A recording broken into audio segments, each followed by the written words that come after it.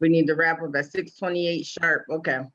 So we're gonna go ahead and get started then, since Brendan let us know that we need to wrap up right away. Wait, can you get her, please? So we'll just go down the list of the orders that's on the agenda. The COVID-19 vaccination capacity and, I'm sorry, let me welcome everybody. Welcome everybody, and welcome my colleagues to Councilor Davo from the Finance Committee, and Councilor Letterman, and everybody else from Finance, and Councilor Allen from the Finance Committee as well. So I just wanted to welcome you all and thank you for joining.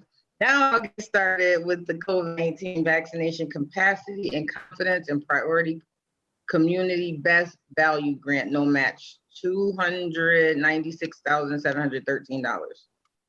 Yes, well, thank you very much, Councilor and Committee Chair Whitfield. So this is a grant from the State Department of Public Health. The purpose is to enhance our work as far as COVID-19 is concerned. There are three major components that we are looking at. One is staffing, and to assure that we have enough staffing to do all of the clinics that we have set up. The second bucket is marketing. We know we have to now focus on that 18 to 35-year-old age group, so we will begin that marketing process. And the other one is outreach, and to outreach into those communities where we know that there's vaccine hesitancy as well as resistance. So that is what the grant will be used for. Those are the three big buckets. Happy to answer any questions. Any questions from my colleagues? No? All right. Guess that was a perfect explanation. Thank you. Seeing none, you're welcome. FY21 Firefighter Safety Equipment Grant. Madam Chair, I'll answer the question on behalf of the fire department. This is a $32,000 grant from the Massachusetts Department of Fire Services. It'll fund 16 air tanks, tri-band radios, and hoses and nozzles on behalf of our fire department. Any questions from the colleagues? Sorry, Madam Chair, what's that? What number was that? What item number? Clue? Yes. Oh, it's a grant from the Salvation. Okay, got it. Okay. Okay, thank you. Another perfect explanation. Thank you, TJ. Increase funding in the Shannon grant, $25,000. Hi, Brian Elliott for the Police Department. How are you? Hi, Brian. So this money is going for COVID unexpected expenses, technology, PPE, medical supplies, cleaning supplies. The money will be distributed across 10 vendors, partner agencies that are participating in the Shannon program for 2021. Needed items. Any questions from my colleagues? Oh, I want to welcome Councilor Hurst while we wait to see if there's any questions. Right, Brian, you guys are on the roll. I appreciate it. Thank you. Thank you. FY21 state aid to public libraries increased $9,831.72. Madam Chair, I'll take that one as well. This is an increase from our state aid from the Mass Board of Library Commissioners of $9,831 to bring our total amount from the state for our libraries to $384,357 for library materials and other services provided by the library. Thank you very much. Pretty straightforward. Any questions? Moving right along.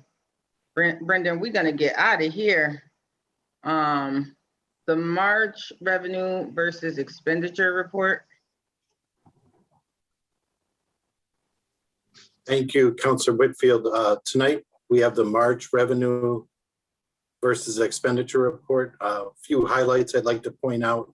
The major commitment of motor vehicle was due in March, and we collected just a shade under $5 million. It brought the year-to-date total for motor vehicle collections to $10.3 million. or 97% of the estimated revenue budget.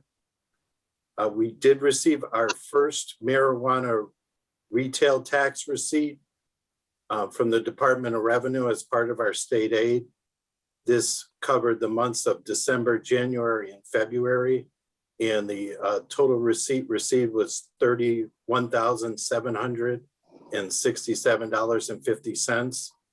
If you remember, the council passed an order back in January of 2019 that 33% of this funding would be placed in a stabilization fund, an impacted neighborhood stabilization fund. So pursuant to that, $10,483.28 was deposited in the stabilization fund.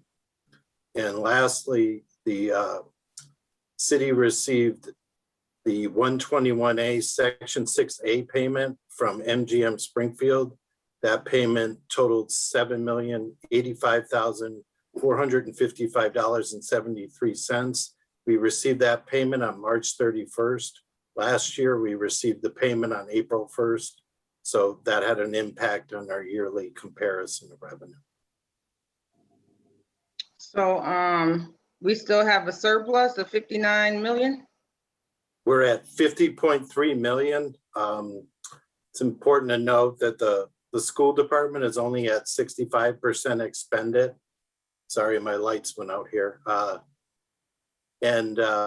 Those expenses are going to catch up. Really, the only money that comes back to the city from the school budget that we can count on is the savings in transportation. And we're working with the school department to firm up a number on that. Projecting hopefully to have about a $6 million surplus that will flow to free cash if we can come to a consensus on what the projected April, May, and part of June expenditures will be for transportation. Thank you. Councilor Allen? Hey, yeah, thanks, Councilor Whitfield. Thank you, Pat. Two follow-up questions there. The $7 million payment from MGM, is that just our normal payment that we get every so often, or could you just explain that a little? That is part of the 121A payment. We receive it in two parts. One we receive directly from MGM, and that usually comes in beginning of April, last week of March. And then we also receive a payment from the Department of Revenue. So MGM, as part of the 121A agreement, pays the Department of Revenue, and they in turn pay us. And that normally comes on the last day of the fiscal year, June 30th. So we've actually gone this fiscal year without either of those payments. We just got one now, and we should get one in couple months. Yes, we did receive a $2.2 million payment earlier in the fiscal year, and that was part of the money that MGM owed us from the prior fiscal year that they paid. I believe that came in November. So do they owe us money now other than this payment that should come in June, or? No, this was a full payment. It's a full payment. Okay, great. I want to ask about the marijuana one, although maybe next time, but did you say that you're projecting that the end of the fiscal year, 2 months from now or a little less, that you're projecting maybe a $6 million surplus? On the school transportation side, that's what we're hoping for. On school we've been going back and forth with the school business office, trying to firm up our numbers versus their numbers. So hopefully, once the April bills come in, by the time the April report is presented, we'll have a little more solid figure at that point. And is there a reason that wouldn't be more of, they were just schools are closed 6 months or something, just opened in April or March, I can't remember, but seems like there would have been more savings there. I'll answer that question. So back in 2020, when school shut down, we chose not to pay our school vendor for services not rendered. The federal government passed a law asking us to pay vendors whenever practicable, to the extent practicable, for services not rendered, and the state passed a similar law, encouraging us essentially to pay for transportation to maintain the fleet, to be ready to go back to school if and when the pandemic orders were lifted. So we entered into a contract with First Student to pay 25% from September until the schools open to keep their fleet active and running, maintain adequate staffing, so that if and when we had to go to school quicker than the April deadline, we were ready to go. Our goal was not to have the fleet sold off or given to other school districts, is just to be ready that when schools are ready to open, we were ready to open. Having said that, I fully intend on seeking reimbursement through the CARES Fund, if we're allowed to by the state with state rules, or the rescue plan funds, when the Treasury clarifies the rules and regulations as it relates to the 97 million or so coming to the city of Springfield. So the number may be larger, we just don't know yet. And was that a policy that was in effect for all school districts, not just Springfield? Yes, some school districts paid 100%, some school districts paid 80%, some school districts paid 50 or 60. We paid 0 and we reaped the benefits of it, and then we paid 25 just to make sure, because we have such a large fleet of vehicles that we didn't want to lose any of them. If the school committee and or the state determined our kids ready to go back to school anytime between September and April. Okay, great. Thanks for the answer, TJ. All right, I do have one question. Is the MGM Section 10 payment, that's the 121A? Because I see it on this little chart. So the Section 10 include anything besides 121A payment? No, it's strictly the agreed upon payment in lieu of taxes.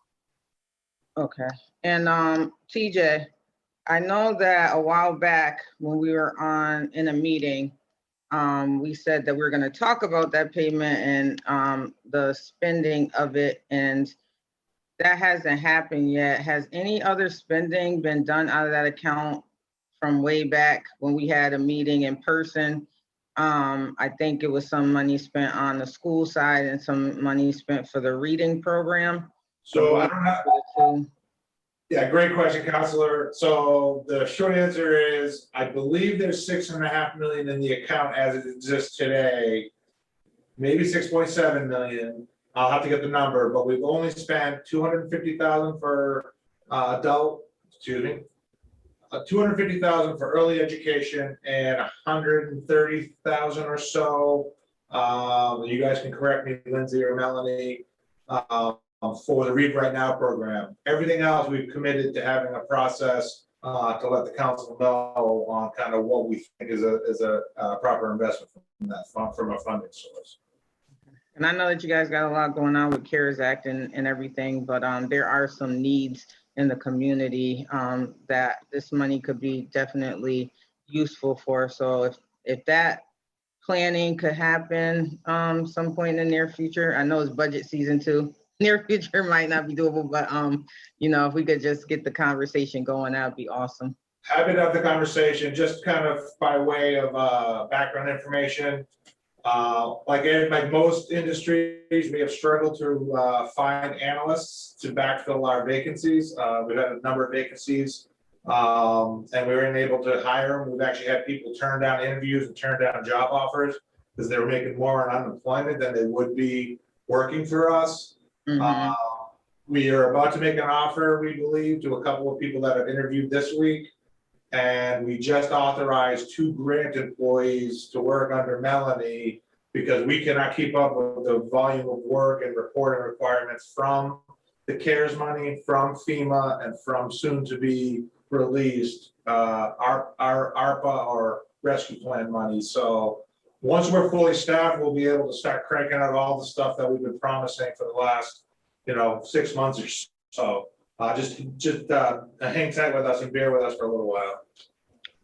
Thank you. Are these positions budgeted already or newly created positions? The that grant we're talking position, about? the grant positions are newly created as of today, based upon the needs and the grant funding source. And the other positions have been budgeted, they just been vacant. Hey, hire me back, TJ. There we go, come on back, I know you know how to do it. Counselor Hurst? I was just gonna say, TJ, how long has that money been sitting in there? That what'd you say? It was 6 million or 6,000? 6 million. 7 million. 6.5 or 6.7. 6 million. We got 2.5 every year for 2 years, and we got a prorated portion. Being open. Okay, thank you. All right, so let's see, go back to the agenda. I think it's one final item. Thank you, TJ, for that explanation. And I know you guys are working real hard in all departments. I think it's the 52, the order for Rule 52 request, opinion from the Finance Department. Counselor Hurst, I'm gonna let you go ahead and speak to that. Thank you. I didn't know I was on the docket. But I'll be pretty straightforward. The purpose of this order is really in accordance with Rule 52 to have the Finance Department within 7 days of our request to give us an accounting of the amount of city funds that have been expended to date on the current civil litigation involving the city council and the city as it relates to the police commission ordinance. The second thing that we've asked for an accounting of is a breakdown of any legal fees as well as city staff time utilized by the department during this litigation. And then the third thing is the amount of money allocated for the city's appeal of the judgment of the Superior Court ruling. So our hope is that the Finance Department will and/or the Law Department will respond to this request within 7 days of asking. Thank you, Counselor Hurst. Any questions from anyone? Madam Chair, if I just make a comment. Yes. This is the first 52, Rule 52 opinion we've been requested for. So we fully intend on having within 7 days of a vote tonight to reply to the request. And I've already spoken with Ed Bakul in the Law Department on what information. And I've anticipated to take the form of an expenditure report, a copy of the invoices that will be redacted of any appropriate information, and then any other information that comes out of this. I may ask clarifying questions, so if there's clarifying questions, who do I ask? Is that you, Councilor Hurst, or is that you and or the Chair of Finance? He and/or the Chair of Finance.